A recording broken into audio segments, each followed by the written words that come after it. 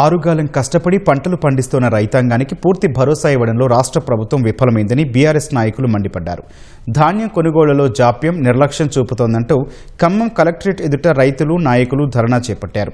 BRS Rajya Sabha సభ్యుడు వద్దిరాజు రవిచంద్ర, మాజీ మంత్రి పువ్వాడ అజయ్ కుమార్, ఎమ్మెల్సీ తాత మధుసూదన్లు రోడ్డుపై బైఠాయించి నిరసన తెలిపారు.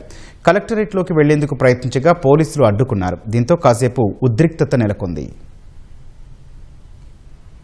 రైతుల పండించినటువంటి ధాన్యాన్ని కొనుగోలు చేయలేని రాష్ట్ర ప్రభుత్వం ఆల్టర్నేట్ గా మొక్కజొన్నలు పండిస్తే బాగుంటుందేమోనని చెప్పే సలహా ద్వారా మొక్కజొన్నలు కూడా వేసుకుంటే మొక్కజొన్నలు కూడా కొనలేని దద్దమ్మ ప్రభుత్వం 2400 ఎంఎస్పీ ప్రైస్ ఉంటే రేట్ ఉంటే కనీసం 1500, 1600 కూడా మార్కెట్ లో ఎవరు కొనని పరిస్థితి, రైతులు ఎక్కడికక్కడ కళ్ళాలలో పొలాలలో పెట్టుకొని ఉన్నటువంటి పరిస్థితి.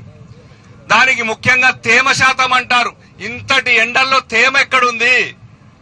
మనుషులు నిలబడడానికే ఇబ్బందిగా ఉంది. రోడ్ల మీద ఎక్కడ చూసినా కళ్ళాలు అన్ని రోడ్ల మీద పోస్తే ఆ డాంబర్ వేడికి మాడి మసైపోతున్నాయి.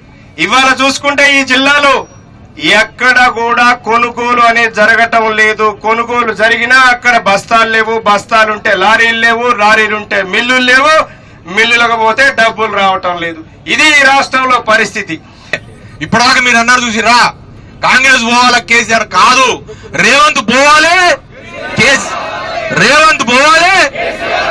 రేవంత్ పోవాలి అది చెప్పింది అక్కడ యాక్చువల్ గా. అయితే కాంగ్రెస్ పోవాలి అంటే కాంగ్రెస్ కి నాయకత్వం వహిస్తున్న ముఖ్యమంత్రి ఎవరు? రేవంత్ రెడ్డి. రేవంత్ రెడ్డి యొక్క అసమర్థ పరిపాలన వల్లనే కదా ఇవాళ రాష్ట్రంలో ఇన్ని అరిష్టాలు జరుగుతున్నాయి.